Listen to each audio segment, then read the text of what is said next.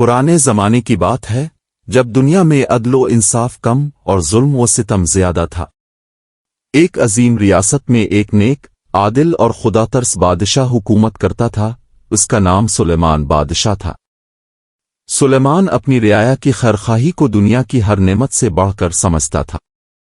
अगरचे इसका महल बेमिसाल शान व शौकत का हामिल था, मगर वो अपना ज्यादातर वक्त महल की दीवारों से बाहर आम लोगों के दरमियान गुजारता। उनके मसाइल सुनता, उनकी परेशानियों को दूर करता और हर एक के साथ इंसाफ का सलूक करता। सुलेमान बादशाह के 3 बेटे थे, अहमद, महमूद और यूसुफ। तीनों बहादुर और ज़हीन थे, मगर उनमें सबसे छोटा यूसुफ अपने वालिद की तरह नर्म दिल, बुर्दबार और खुदा का खौफ रखने वाला था। बादशाह अक्सर सोचता रहता था कि उसके बाद तख्त व ताज का वारिस कौन होगा, मगर वो हमेशा अपने बेटों को यही नसीहत करता, बेटो, अल्लाह के नज़दीक वही बेहतर है जो दूसरों के लिए फ़ायदामंद हो। हुक्मरानी ताकत नहीं, जिम्मेदारी है। एक दिन बादशाह अपने वजीरों के साथ बैठा हुआ था कि दरवाजे पर हलचल हुई। एक बूढ़ा फकीर फटे पुराने कपड़ों में मगर चेहरे पर अजीब नूर लिए महल में दाखिल हुआ। मुहाफिजों ने रोकना चाहा, मगर बादशाह ने हाथ के इशारे से कहा, उसे आने दो। फकीर बादशाह के करीब आया और नर्म आवाज में बोला, मैं एक मुसाफिर हूं, आपके इंसाफ की शोहरत सुनकर हाजिर हुआ हूं। आपके लिए एक तोहफा लाया हूं। ये कहकर इसने एक छोटा सा लकड़ी का संदूक बादशाह के सामने रखा। जब संदूक खोला गया तो अंदर एक पुरस्कार किताब रखी थी, जिसके सरवरक पर सुनहरी हरूफ में लिखा था, अजीम बादशाह का आखिरी इम्तिहान। किताब के तमाम सफ़हात खाली थे, सिवाय पहले सफ़े के, जिस पर एक पैगाम तहरीर था, ये बादशाह, तुम्हारी जिंदगी का आखिरी इम्तिहान करीब है। तुम्हारी हिकमत, सब्र, ईमान और इंसाफ का सख्त इम्तिहान लिया जाएगा। तुम्हारा फैसला तुम्हारी रियाया का मुस्तकबल तय करेगा। तैयार रहो, वक्त कम है। बादशाह के दिल में बेचैनी पैदा हो गई। उसने फकीर से पूछा, ये किताब क्या है और तुम कौन हो? फकीर मुस्कुराया, मैं सिर्फ पैगाम रसा हूं। ये किताब तुम्हारी जिंदगी की कहानी है। इसके खाली सफ़े तुम्हारे आने वाले फैसलों से भरे जाएंगे। अगले ही दिन फकीर गायब हो गया। इसकी तलाश पूरे महल में की गई, मगर कहीं ना मिला। इसी दिन सरहद से एक हौलनाक खबर पहुंची। दुश्मन रियासत हमले की तैयारी कर रही थी। ऐसा लग रहा था कि सुलेमान का आखिरी इम्तिहान शुरू हो चुका था। बादशाह ने फौरन अपने तीनों बेटों और सिपा सालारों को दरबार में बुलाया। फिजा संजीदगी से भरी हुई थी।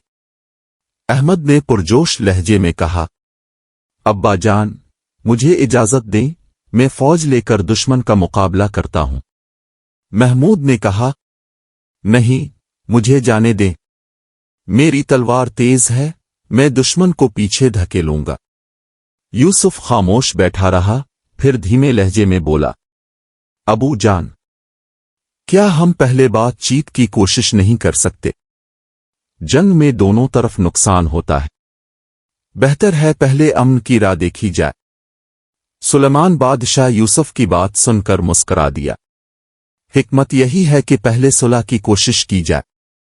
उसने फैसला किया कि यूसुफ को सफीर बनाकर दुश्मन बादशाह मालिक शाह के पास भेजा जाए, जबकि अहमद और महमूद को फौज तैयार रखने का हुक्म मिला। यूसुफ दुश्मन रियासत में पहुंचा। मालिक शाह एक सख्त दिल, मगरूर और जालिम हुक्मरान था। उसने कहा, सुलेमान से जाकर कहना, अगर वो अपनी दौलत मुझे नहीं देगा तो जंग लाजमी होगी। यूसुफ ने नर्म लहजे में कहा, जंग से किसी का फायदा नहीं, हम अमन चाहते हैं। मगर मालिक शाह ने गुरूर से हंसकर कहा, क्या मेरी बात मानो, आज जंग में तबाही के लिए तैयार रहो। यूसुफ बेबस था। वो वापस आया और अपने वालिद को तमाम हालात से आगाह किया। सुलेमान बादशाह ने फौरन फकीर की दी हुई किताब खोली। हैरत अंगेज तौर पर किताब के एक नए सफ़े पर अल्फाज लिखे हुए थे, हाकिम की अज़मत इसकी ताकत में नहीं बल्कि इसकी हिकमत में है। दुश्मन के अंदर छुपा हुआ दोस्त तलाश करो। बादशाह ने वजीरों से पूछा, क्या मालिक शाह के दरबार में कोई ऐसा है जो हमारी मदद कर सके? एक बूढ़े वजीर ने कहा, मालिक शाह का भाई आदिल निहायत नेक इंसान है, मगर उसे कैद में डाल दिया गया है। सुलेमान ने खुफिया मंसूबा बनाया। रात के अंधेरे में यूसुफ चंद बहादुर सिपाहियों के साथ दुश्मन के महल में दाखिल हुआ और बड़ी मुश्किल से आदिल को कैद से आजाद कर लिया।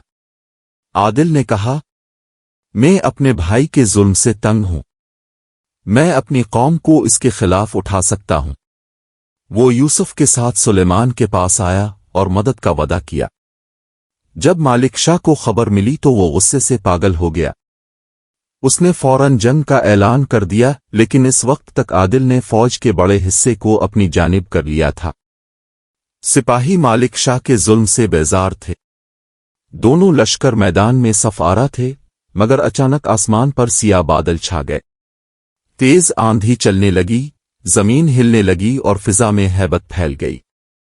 अचानक मालिक शाह के लश्कर से आवाजें आना शुरू हुईं, हम इस जालिम बादशाह के लिए नहीं लड़ेंगे। मालिक शाह बेबस हो गया।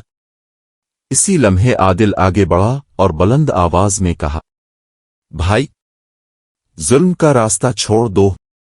हुकूमत खुदा की अमानत है, उसे अदल के साथ निभाओ।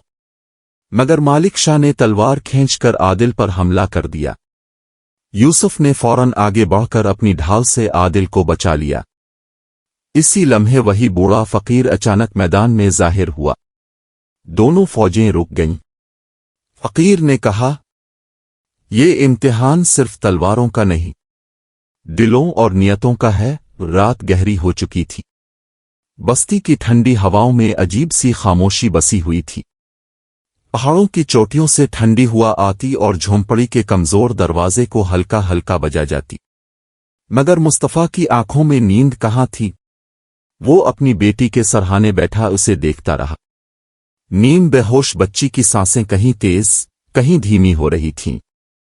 मुस्तफा के दिल पर हर सांस तीर की तरह लगती। ए अल्लाह, मेरा क्या कसूर है? वो दिल में ही दिल में कहता रहा। आंखों में नमी तैरने लगी। चंद लम्हों बाद बच्ची ने आंखें आहिस्ता से खोलीं, फीकी सी आवाज में बोली, अबू, आप रो रहे हैं? मुस्तफा ने फौरन आंसू साफ किए, मुस्करा कर कहा, नहीं बेटा, मैं तो ऐसे ही जाग रहा था। तुम कैसी हो? अबू, सांस अटकती है, दर्द भी है। मुस्तफा का दिल टूट गया, मगर चेहरे पर मजबूती रखते हुए बोला, अल्लाह सब ठीक करेगा, तुम बस सो जाओ। बच्ची फिर से बेहोश सी हो गई। मुस्तफा ने एक गहरी सांस ली, फिर खड़ा हुआ और निकल पड़ा गांव के दरवेश के घर की तरफ। दरवेश का घर बस्ती के कोने में था। सहन में एक लालटेन जल रही थी। ने दरवाजा खोला तो उसकी आंखों में फौरन परेशानी आतर आई। मुस्तफा, इस वक्त सब खैरियत? मुस्तफा की आवाज रुंध गई। बेटी की हालत ठीक नहीं, मैं कुछ भी बीच दूंगा, बस दवा दलवा दो। ने इसे अंदर बिठाया, पानी दिया, फिर नर्म लहजे में बोला, भाई, तुम्हारे पास पैसे नहीं, मैं जानता हूं, मगर आज एक बात कहूंगा, मायूस न होना। अल्लाह किसी को आजमाता है तो उसके लिए रास्ता भी बनाता है। मुस्तफा की आंखों में बेबसी थी। रास्ता कहाँ है? बस्ती में काम नहीं, खेतों का मौसम नहीं, घर में एक रोटी तक नहीं। बच्ची भी तड़प रही है। ने कुछ सोचा, फिर अपने संदूक से छोटी सी थैली निकाली। ये कुछ सके हैं, ज्यादा नहीं, मगर दवा आ जाएगी, ले जाओ। मुस्तफा ने यह सुना तो उसकी आंखें नम हो गईं। ये तुम्हारी अमानत है, मैं कैसे? ने उसे रोक दिया। मुस्तफा, भाई हूं, आज तुम्हारे काम आया तो कल अल्लाह मेरे काम आएगा। मुस्तफा ने थकी हुई मगर शुक्रगुजार आंखों से थैली ली। घर वापस आते आते फिजा में अजान फजर की आवाज गूंजने लगी। मुस्तफा का दिल लरज उठा। शायद ये अल्लाह की तरफ से उम्मीद का इशारा था। वो दवा लेने बाजार की तरफ भागा। जब वापस झोंपड़ी में दाखिल हुआ तो उसकी बीवी घबरा कर बोली, मुस्तफा, बच्ची फिर बेहोश हो गई है। मुस्तफा ने जल्दी से दवा बनाई और बच्चे को पिलाई। कुछ देर बाद इसकी सांसें संभलने लगे, मगर चेहरे पर थकन अब भी मौजूद थी। मुस्तफा ने अल्लाह का शुक्र अदा किया और बाहर बैठ गया। सूरज पहाड़ों के पीछे से झांक रहा था। सुबह की रोशनी इसके दिल में उम्मीद की एक नई लहर भर रही थी। तभी का छोटा बेटा दौड़ता हुआ आया। चचा मुस्तफा, दरवेश ने बुलाया है, फौरन। मुस्तफा हैरानी से बोला, अभी क्या हुआ? वो कह रहे हैं कि शहर से एक बड़ा ताजिर आया है, उसे मजदूर चाहिए। चचा ने कहा है, तुम फौरन आ जाओ। मुस्तफा के दिल में कहीं रोशनी सी जाग गई। वो जल्दी से उठा और के घर पहुंचा। वहां एक लंबी दाढ़ी वाला ताजिर खड़ा था, जिसके साथ 4 आदमी सामान उठा रहे थे। ताजिर ने से पूछा, यही मुस्तफा है? ने सर हिलाया। जी, ये मेहनती आदमी है, सच्चा और अमानतदार, बस हालात खराब हैं। ताजिर ने मुस्तफा को ऊपर से नीचे तक देखा, फिर नर्म लहजे में बोला, मैं शहर जा रहा हूं, मुझे ऐसे ही आदमी की जरूरत है। काम मेहनत वाला है मगर मजदूरी अच्छी दूंगा। चलना चाहोगे? मुस्तफा के दिल की धड़कन तेज हो गई। इससे बेटी का चेहरा याद आया। उसने बेइख्तियार कहा, हां, मैं चलूंगा। ताजिर ने इसकी पुश्त थपकी। अच्छा है, तैयार हो जाओ, मैं 1 घंटे बाद निकलूंगा। मुस्तफा ने घर जाकर अपनी बीवी को बताया तो उसकी आंखों में आंसू आ गए। अल्लाह तुम्हें कामयाब करे, बस जल्दी वापस आ जाना। मुस्तफा ने आसमान की तरफ देखा। अल्लाह ने चाहा तो अब हमारी किस्मत बदलेगी। वो सामान बांध कर जाने लगा तो बेटी नींद जागी हालत में बोली, अबू, आप जा रहे हैं? मुस्तफा झककर उसके माथे को चूमते हुए बोला, हां बेटा, मगर तुम जल्द ठीक हो जाओगी, फिर मैं तुम्हारे लिए मिठाइयां लाऊंगा।